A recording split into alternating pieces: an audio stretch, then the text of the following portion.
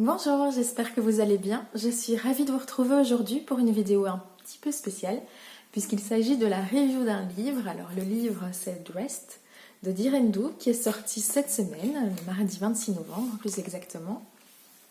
Alors Camille de Direndou m'a contactée il y a plusieurs semaines.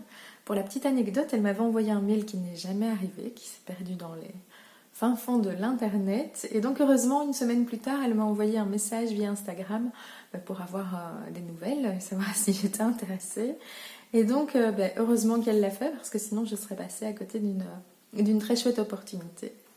Vous connaissez mon intérêt pour la création d'un dressing idéal, d'une garde-robe qui me correspond totalement, donc ce livre ne peut que me parler. J'ai déjà lu énormément sur le sujet, j'ai suivi une formation en ligne qui s'appelle Wonder Wardrobe, donc vraiment je pense que je peux faire une review quand même assez objective sur ce livre. Donc on va commencer. Alors le livre comporte deux parties. Il y a une partie qui explique la méthode pour vous concevoir un dressing qui vous correspond. Et ensuite, il y a une partie avec 9 patrons qui sont chacun déclinables en 2 versions. Alors, pour commencer la partie méthode, donc j'ai mon livre, j'ai mis des petits post-it pour m'y retrouver plus facilement. En fait, on va commencer par analyser son mode de vie. Et ça, c'est quelque chose, on aurait tendance à vouloir faire l'impasse sur cette analyse, mais c'est hyper important. Donc ici, comme c'est le cas dans d'autres méthodes que j'ai pu lire, on va partir de son calendrier, de ses activités. Et par exemple, sur 2 semaines, on va analyser. Alors, combien de jours je vais au travail? Combien de jours je télétravaille? Est-ce que je fais du sport? Est-ce que j'ai des sorties prévues? Est-ce que j'ai des événements prévus?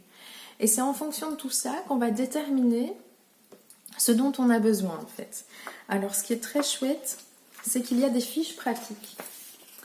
Je vous montre voilà, brièvement comme ceci. Il y a des fiches pratiques qui vont vous aider à répondre à toutes ces questions. Donc, par exemple, la première fiche pratique, on va indiquer la saison pour laquelle on souhaite coudre sa garde-robe, tous les contextes, donc les contextes, c'est ce que je disais, travail, sport, sortie, etc. On va visualiser 2 semaines type et dans ces 2 semaines, combien de fois le contexte apparaît. Ensuite, il y a une deuxième fiche pratique où on va indiquer le contexte pour lequel on souhaite coudre. Par exemple, je veux coudre des tenues pour mon travail. Et là, on va indiquer les critères qui sont importants pour nous. Donc, un exemple pour moi, je travaille derrière un PC, je suis assise toute la journée, j'ai besoin de vêtements qui ne me servent pas, j'ai besoin de vêtements qui ne froissent pas trop, parce que comme je suis assise toute la journée, en fin de journée, si je me lève et que c'est tout chiffonné, c'est pas très élégant. Quelles sont les différentes contraintes, que ce soit budget, lessive, contraintes physiques. Donc, moi par exemple, ça va être des tenues que je peux porter avec du plat parce que je ne porte pas de talons. Il y a ici un exemple, quelqu'un qui serait vegan et qui va coudre qui ne va pas coudre de vêtements issus de tissus d'origine animale. Ce que j'ai particulièrement apprécié, c'est qu'il y a des exemples pratiques des fiches. Et moi, c'est quelque chose que j'apprécie. J'aime bien avoir des exemples concrets. Et voilà, là, c'est le cas. Alors, les différentes fiches ainsi que les patrons de couture sont à télécharger. Et en fait, en fin de livre, vous avez un lien avec un code pour pouvoir tout télécharger. Je partagerai sans doute avec vous sur mon blog mes différentes fiches. Parce que je trouve ça toujours intéressant d'avoir un exemple concret. Donc, première partie de l'analyse du mode de vie. Ensuite, on va se concentrer sur le style. Alors là, pour le style, comme c'est souvent le cas, on va créer un tableau d'inspiration. Donc, vous avez une série de conseils pour créer votre tableau d'inspiration qui sont très pertinents. C'est vraiment très clair. Et ensuite, une nouvelle fiche pratique, donc c'est la numéro 3, où là, vous allez analyser votre tableau. Quels sont les tissus que vous voyez, quelles sont les couleurs dominantes, les types de silhouettes qui se dégagent du tableau. Donc en fait, j'apprécie vraiment le fait qu'on ait pris par la main dans tout cet exercice. Voilà pour la partie... Alors je ne vais pas aller trop en détail, mais voilà, c'est surtout pour vous expliquer la structure du livre et les différentes étapes. Ensuite, il y a une partie sur les couleurs. Alors, bon, moi j'ai fait une analyse couleur et je vous conseille vraiment de le faire. Maintenant, il y a un peu de théorie sur les couleurs chaudes, couleurs froides. Quelle est la différence? Il y a une chose qu'on voit rarement, c'est la notion de saturation et de contraste. On en parle rarement, en fait. Et dans ce livre, on en parle, ce que je trouve plutôt positif. Ensuite, il y a une fiche pratique. Donc, il y a aussi voilà, une petite... Des exemples concrets niveau couleur. Il y a une nouvelle fiche pratique sur laquelle vous pouvez noter si vos couleurs sont plutôt saturées, désaturées, est-ce que l'ensemble des couleurs est plutôt uniforme ou contrasté. Moi, je trouve ce concept de fiche pratique vraiment très pertinent. J'aime bien l'idée de faire ce travail et voilà, d'avoir sous la main cette espèce de compte rendu où on peut voilà, retourner quand on en a besoin. Et voilà, les fiches sont très bien expliquées avec encore une fois toujours des exemples. Et je trouve ça très très chouette que cette partie pratique soit vraiment bien expliquée avec un exemple concret. Ensuite, il y a un chapitre qui est très important pour moi, qui s'appelle « Faire la paix avec son corps ». Et donc Camille et Léonore expliquent qu'il n'y a pas de mauvais corps. Et en fait, elle vous invite dans ce chapitre à vous observer. Et je trouve ça vraiment très chouette parce que souvent dans les méthodes pour se concevoir un dressing, on va vous dire vous avez telle silhouette, vous devez mettre ça et point. Tandis qu'ici, il y a vraiment un travail d'observation de son propre corps et apprendre à se connaître pour apprendre justement ce qui nous va, ce qu'on peut mettre en valeur, comment le mettre en valeur. Et voilà, je trouve ça... Il y a encore une fiche pratique. Donc voilà, ici vous avez donc les titres des sous-sections. Observer sa morphologie, adapter ses silhouettes en fonction. Donc quand vous faites votre tableau d'inspiration, vous allez voir qu'il y a souvent des silhouettes qui ressortent. Par exemple, ça peut être petite robe, gilet... boots, ou enfin jeans, chemise, voilà, des choses comme ça. Et en observant votre silhouette et ce qui vous va le mieux, et vous pouvez adapter justement votre tableau d'inspiration en fonction.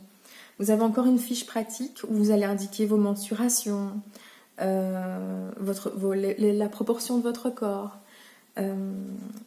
vos hanches, votre taille, votre poitrine. On vous invite aussi à décalquer le contour de votre corps. Donc ici c'est la fiche et on a un exemple encore. Voilà, encore une fois, voilà des exemples concrets. Le même vêtement porté par deux personnes différentes. Une autre fiche pratique, toujours là plutôt quelle est le tombé des tenues qui vous vont le mieux, quelles textures vous vont le mieux. Voilà, il y a tout un exercice de réflexion qui est vraiment très intéressant. Et encore une fois, voilà, des exemples pratiques. Pour moi, c'est un vrai plus, vraiment. Ensuite, la partie suivante, c'est planifier ses projets avec une approche qui est très intéressante que j'avais déjà découvert dans la Wonder Wardrobe, qui est de combien de tenues avez-vous besoin. Alors... Bon, il y a peut-être des personnes qui passeront au-dessus de cette étape, mais moi je trouve ça vraiment très intéressant de réfléchir à ça. Et donc là, il y a toute une explication de comment calculer le nombre de tenues dont on a besoin, comment associer les vêtements. Il y a de nouveau une nouvelle fiche pratique. Alors, voilà, par exemple, pour cette saison et tel contexte, je dois m'habiller X fois et je veux répéter chaque tenue au maximum X fois. Et ça, c'est vraiment très personnel. Il y a des personnes qui, sur un mois, voudront bien porter 2 fois la même tenue. Pour d'autres personnes, ça ne les dérange pas de porter 10 fois la même tenue. Et du coup, ça va déterminer combien de pièces vous avez besoin exactement. Et je trouve ça vraiment...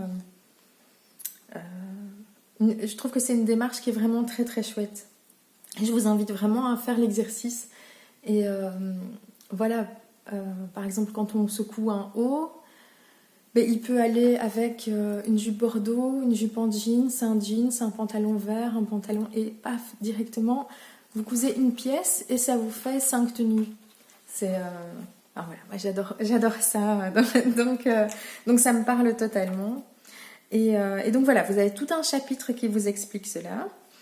Quand vous avez déterminé le nombre de pièces que vous avez besoin pour vous habiller sur une période donnée, ben, il y a des conseils pour établir un plan d'attaque et une planification de vos projets. J'adhère complètement. Encore une fois, toujours les fiches pratiques avec des exemples concrets. Voilà. Donc ici l'exemple. Quelles sont les silhouettes que vous avez choisies et combien de tenues souhaitez-vous réaliser pour chacune? Pour chaque silhouette, indiquez le nombre de pièces à réaliser. Enfin, voilà, c'est... Moi, j'adore ça. J'adore ça. Alors, il y a une très chouette partie sur la sélection du tissu. Alors, on parle de structure du tissu. On parle voilà, des différents types de tissus, toile, serge, satin, crêpe, velours, etc. Quel est le tombé du tissu, quelle est la texture, quelles sont ses propriétés. Ensuite, il y a une partie sur la matière. On vous explique ensuite les différentes matières, origine animale, synthétique, les mélanges, le poids d'un tissu. Alors ça, je trouve ça très intéressant puisque moi, je me suis jamais trop posé la question. Donc, sur ces chapitres, j'ai vraiment appris des choses. Et donc, comment bien choisir son tissu, comment acheter un tissu sur Internet. Et ensuite, une fiche pratique voilà, pour votre planification. Quel tissu vous allez utiliser, quelle taille vous allez coudre, enfin voilà, il y a un tableau récapitulatif. Alors vous voyez, ici c'est un exemple de garde-robe qu'on peut composer avec les X vêtements et toutes les combinaisons possibles. Ça, je trouve ça très très chouette. Ouais, j'adore ça. Ensuite, après toute cette partie, cette analyse, donc pour moi, le livre, c'est avant tout la méthode. Je pense que quand l'annonce a été faite de la sortie du livre, il y a eu beaucoup de discussions sur Internet. Alors ça chauffe très vite. Hein. Et il y avait voilà, des discussions sur le fait que les patrons ne sont pas compris dans le livre, il faut les imprimer en PDF. Pour moi, avant tout, le livre, c'est la méthode. Et les patrons, pour moi, c'est du bonus. Bon, voilà, moi, je le vois personnellement comme ça. Et ben, j'ai plein de livres de couture. Il y a encore un étage au-dessus, il y en a un peu partout dans la maison. Et je dois avouer que moi, j'ai rarement décalqué des patrons de livres de couture que j'ai achetés. Moi, je suis plutôt adepte du PDF, donc, mais ça me convient totalement. En plus, les PDF d'Irendo, si vous en avez déjà cousu, vous savez qu'ils sont vraiment parfaits. C'est-à-dire qu'on peut sélectionner les tailles qu'on veut imprimer. C'est clair, c'est net, c'est précis. Donc moi, le fait que ce soit en PDF ne me pose pas du tout de soucis. Le prix du livre, c'est 28 €, ce que je trouve tout à fait raisonnable, même si les patrons ne sont pas prévus dans le livre. Si vous comptez 9 patrons déclinés 2 fois, si vous comptez toutes les tailles imprimées, mais je pense que je ne sais pas combien de pages, enfin de suppléments il aurait fallu au livre, qui aurait sans doute pas servi à tout le monde. Donc moi je trouve que cette démarche est tout à fait justifiée. ça ne me pose pas du tout de problème que les patrons soient à télécharger en format PDF. Voilà, ça c'était pour mon avis sur la question. Donc on va parcourir ensemble la partie patron du livre. Alors on commence d'abord par quelques informations, dont le tableau des mesures. Pour information, les patrons vont de la taille 34 à 52. Le tour de poitrine pour la taille 34 est de 80. La taille de 60, les hanches de 86. Et pour la taille 52, la poitrine c'est 116, la taille 96 et les hanches 122. La stature des patrons est prévue pour 168 cm. Quelques informations pour imprimer son patron, puisqu'il s'agit de patrons PDF, que vous avez un code à la fin du livre pour pouvoir les télécharger. Alors le premier patron est un t-shirt, donc un patron jersey, il y en a 2 sur 9 qui sont en jersey. Alors vous pouvez le coudre soit en version col rond, soit en version col en V, et les manches sont à même. Pour chaque patron, vous avez une description du patron, les mesures du vêtement fini, le métrage nécessaire, les informations concernant les marges de couture et les tissus conseillés. Vous avez également à chaque fois un tableau de coupe, une deuxième photo de la deuxième version du patron et ensuite les explications sous forme de schéma. Le deuxième patron est un patron assez simple, c'est une jupe à taille élastiquée qu'on peut coudre soit en version midi, soit en version genou, en longueur genou, pardon. Donc voilà la deuxième photo, portée par Elodie. Le troisième patron est un patron de col montant qu'on peut coudre soit manche longue, soit sans manche. Alors on se pose parfois la question de l'intérêt d'un col montant sans manche. Moi je me vois très bien le porter en dessous d'un gilet ou alors d'une veste, parce qu'un des manches longues plus un gilet ce serait un peu trop pour moi. Donc voilà, pourquoi pas. Donc c'est le deuxième patron en jersey du livre. Ici porté avec la jupe culotte. Alors ici le patron de la robe, qui est une robe à col bateau, à manches courtes, taille élastiquée, qu'on peut coudre en longueur genou ou en longueur midi. Je regrette juste qu'il n'y ait pas une option avec des manches longues, parce que je me serais très bien vue la coudre là maintenant avec des manches longues. Voilà une photo de la version longueur genou. Alors ça c'est un des patrons que j'ai testé, donc c'est une petite blouse à manches courtes, col rond. La version blouse a un bas liquette, tandis que la version robe a un ourlet droit. Ensuite on a un patron de petit chemisier que j'ai aussi testé, donc longueur au coude ou longueur à manches courtes. Il n'y a pas de col, quelques boutons sur l'avant, une forme assez épurée, ici présenté en version manches courtes. Le pantalon, qui est un des modèles qui me tente vraiment parce que j'ai vu de très jolies versions sur Instagram. On peut le réaliser en version pantalon ou version short. La coupe est plutôt droite, il est légèrement resserré aux chevilles. Vous avez une fausse braguette et des poches, si je ne me trompe pas. Oui, et, enfin, on le voit ici sur la photo, mais je me demandais s'il y avait une spécificité aux poches, mais non. Voilà, ici on le voit en version short, on voit un peu mieux les détails. Ici, un patron de veste qu'on peut coudre soit sous le genou, soit longueur cheville. C'est une veste qui, si je ne me trompe pas, est non doublée. Elle est ceinturée. Alors au départ, j'étais pas hyper emballée par ce modèle, et puis finalement les vestes ceinturées, ça me va plutôt bien. Et j'ai un lainage en stock qui pourrait convenir, donc je dois y réfléchir. Voilà le plan de coupe, voilà une deuxième photo de la veste. Alors la jupe culotte, qui est aussi un patron que je trouve très joli. Il y a une très jolie version short qui a été cousue par Maison Elpida. Je vous conseille d'aller la voir. Donc, elle est fermée par un zip invisible dans le dos. Il y a des poches italiennes et alors il y a ce jeu de plis qui est vraiment très joli.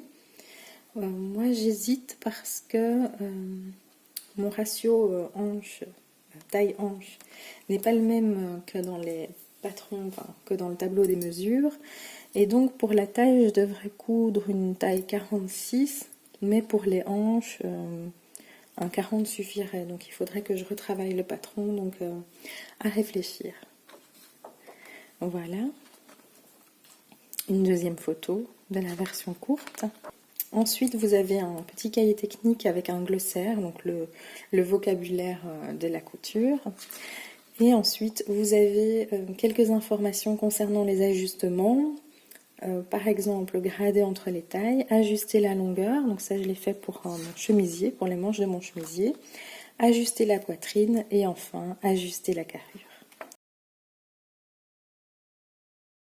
Alors dans le livre, vous avez aussi un visuel qui reprend les différents patrons et les façons de les combiner. Donc on voit que les combinaisons sont nombreuses.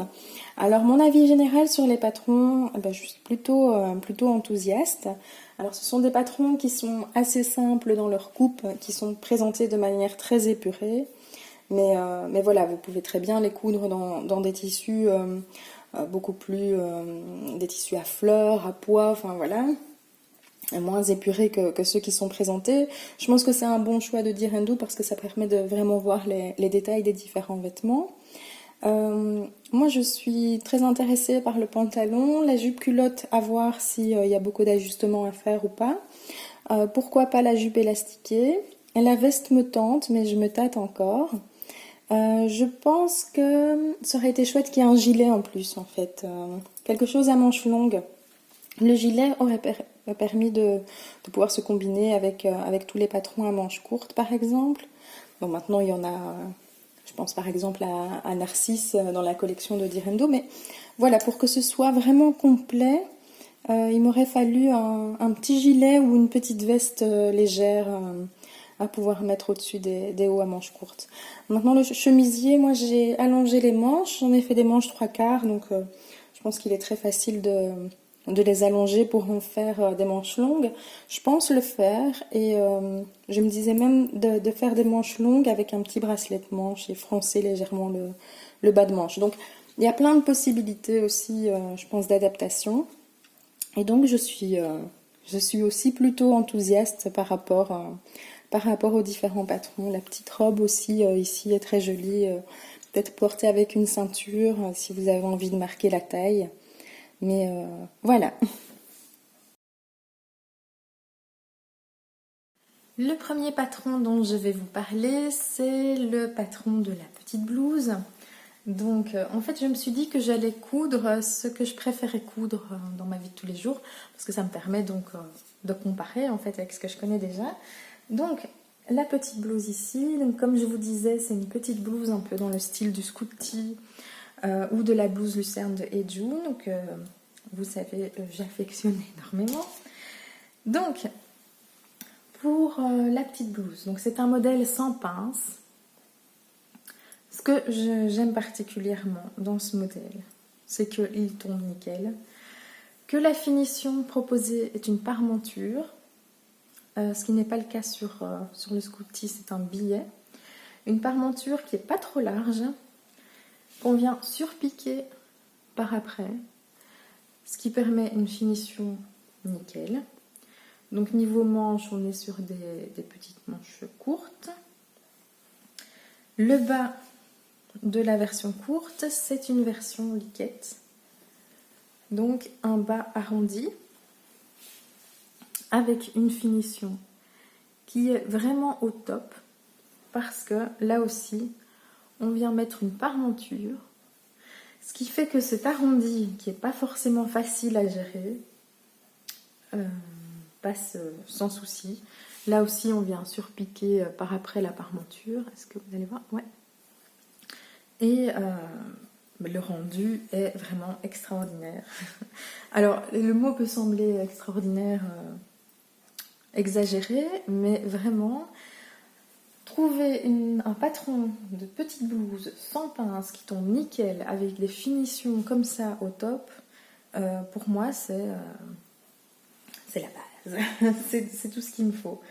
Donc, pour moi, je pense pouvoir dire que ce patron regroupe tout ce que j'aime du Scooty, tout ce que j'aime de la blouse lucerne, parce que la blouse lucerne est aussi arrondie comme ça dans le bas.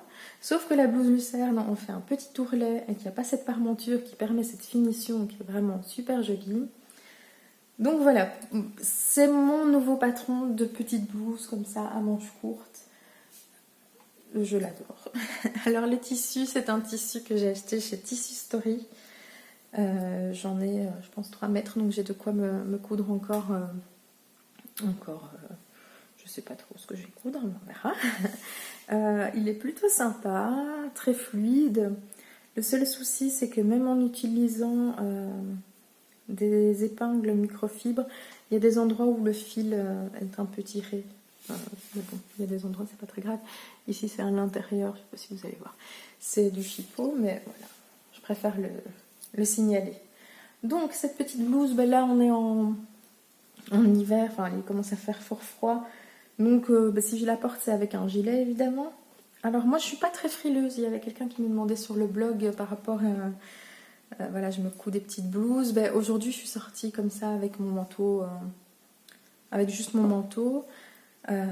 J'ai vite chaud, donc j'ai pas besoin spécialement de de gros gilets en laine. Donc moi, ça, avec un petit gilet, ça suffit. Il y a un châle, évidemment, ou un col. Je pense que je vais pouvoir le porter avec un tas de vêtements. Et donc je peux le porter avec du noir, je peux le porter avec un jeans, je peux le porter avec la jupe que je porte maintenant, que je vous montrerai par après. Je peux le porter avec un pantalon de couleur, j'ai un pantalon vert, un pantalon bordeaux. Voilà, les combinaisons sont nombreuses.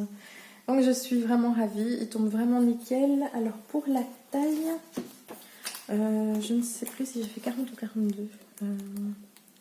Je vais vous dire ça tout de suite. J'ai dû faire J'ai fait la taille 40. Et ça tombe nickel. Pour le chemisier que je porte, je vous montre. Donc, je vais pas tout casser. Donc voilà, là je le porte au-dessus d'une jupe goji. Donc le col, c'est un col enlevé. Moi j'ai allongé les manches de 13 cm parce que je voulais des manches 3/4. Donc il y a les lignes sur le patron pour le faire. Donc on a une encolure en V. Là j'ai fait une taille 42 parce que j'avais vraiment envie d'être à l'aise. Peut-être qu'une 40 passerait, il serait plus près du corps. Je testerai peut-être la 40. Là c'est un peu décolleté. Et moi je porte toujours mes petits chemisiers avec un petit top, avec un petit peu de dentelle, donc ça ne me dérange pas plus que ça. Pour les détails, on a une parmenture qui est pas très grande. Moi j'aime bien ça. On vient la surpiquer. Donc là j'ai utilisé un tissu, une viscose, un tencel léger je pense. Non, un tuile, pardon, un tuile plutôt léger. Avec, donc c'est plumetis. Et les points du plumetis sont en velours en fait, c'est assez joli.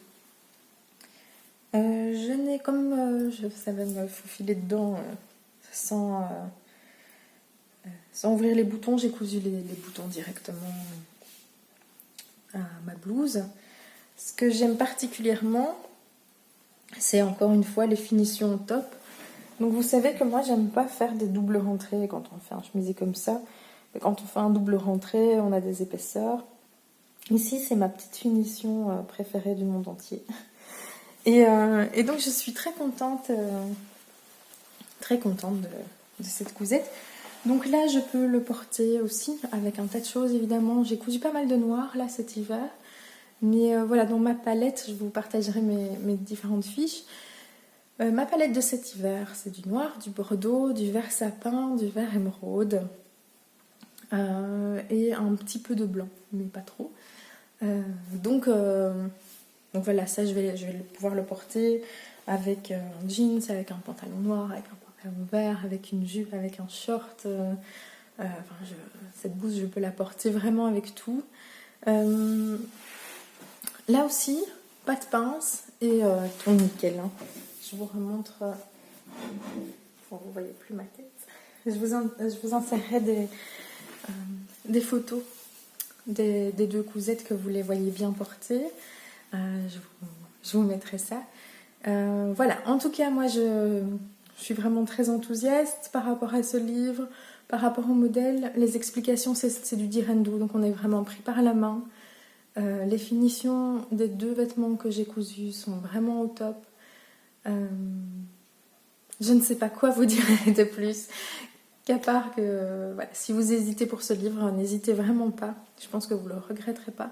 Et surtout, je vous invite à faire les exercices qui sont conseillés dans ce livre parce que ça vous permettra vraiment d'avoir une autre approche de votre passion et voilà, de coudre des vêtements que vous porterez vraiment.